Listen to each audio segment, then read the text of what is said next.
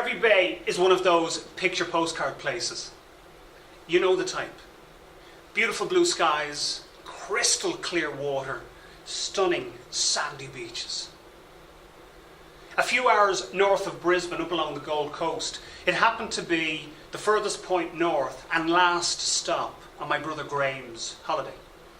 He was there with his girlfriend Emily and her two kids, Daniel and Callum. When they left Hervey Bay, they started the journey back down towards Brisbane.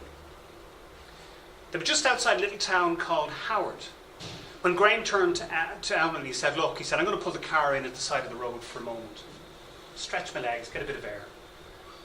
So they pulled the car in at the side of the road and everybody got out. A little bit of air, drink of water. In Graham's case, he took an indigestion tablet and he had a cigarette. And after a couple of minutes, he turned to Emily and he said, "Look," he said, "we'll be on our way now very, very shortly." And then, without warning, he dropped to his knees, fell over, and was dead before he hit the ground. So Toastmaster, fellow Toastmasters, the measure of life is the mark we leave behind. It took 12 hours for the news to travel from Brisbane and arrive at my parents' doorstep in Dublin. A few days later, it took 23 hours for my brother Gary and I to do the very same journey in reverse. We touched down in Brisbane in the early hours of a Tuesday morning. And on the Wednesday, there was a funeral mass. And afterwards, we all headed back to this club to raise a glass, shed a tear, and celebrate Graham's life. And the one thing that jumps out at me from that afternoon was the number of people who come up to me to tell us their story about Graham. All simple little stories that had left a mark. We'd only just arrived into the place and Jessica came bounding over. She went, "I loved your brother."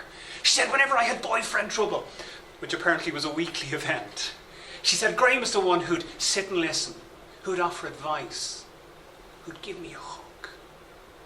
And then she turned to me and said, "Eric, you look a lot like Graham.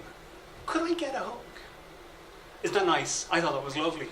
Of course, she was back 2 hours later and she had ruined it. "Hey, can I get a hug? You're like Graham, only bigger." By the time we were going home, that was, "Hey, you're like Graham, only older and fatter."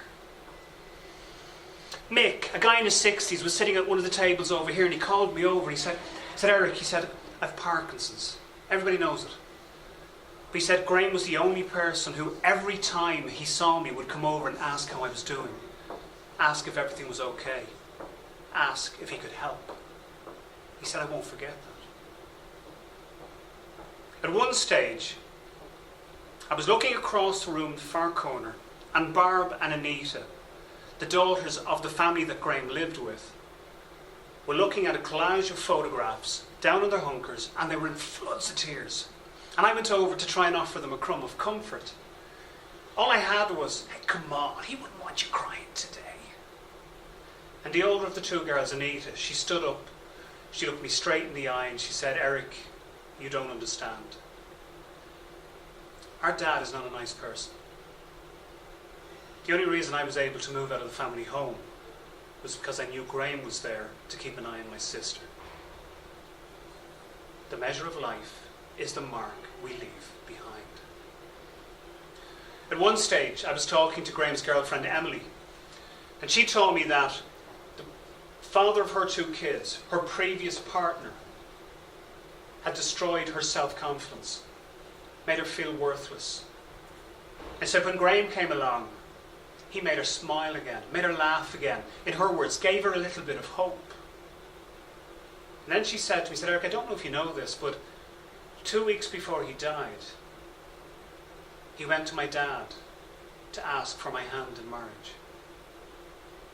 And then, as if to prove that her sense of humour had returned, she said, "And why he only wanted my hand?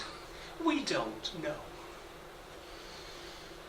At one stage, ladies and gentlemen, I was sitting on a stool, looking at all these people and thinking of the stories we'd heard, and there were many more.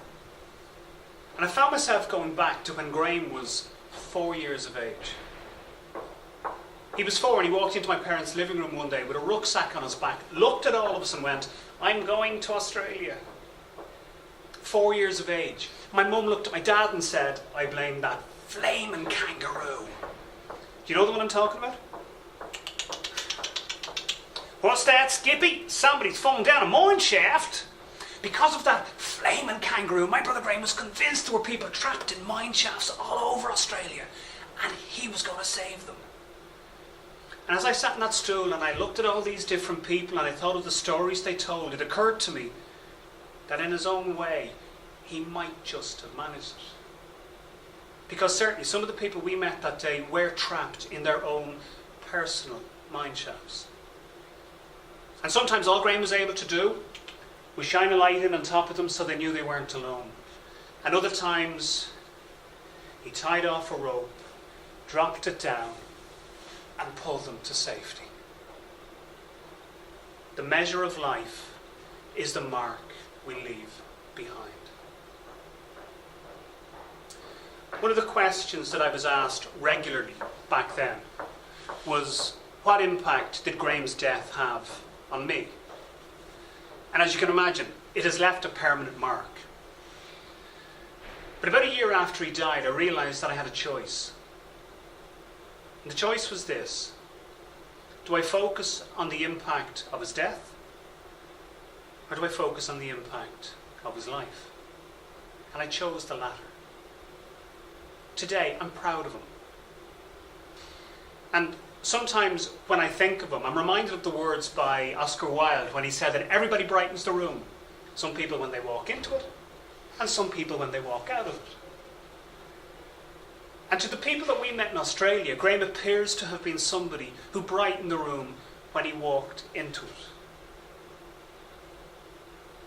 And I think that's a fine aspiration. Every time we meet somebody or come in contact with them, we leave a mark. And sometimes that mark is temporary and it fades almost immediately. And sometimes that mark is permanent and it lasts a lifetime. And I find myself thinking today that I hope that when I get to the point that Graham is at now, when I've pulled my car in at the side of the road for the very last time, that when people gather, they raise a glass and they shed a tear. When they're asked, how did he brighten the room? That they'll be able to answer with the words, walking in. Because the measure of life, ladies and gentlemen, is the mark we leave behind.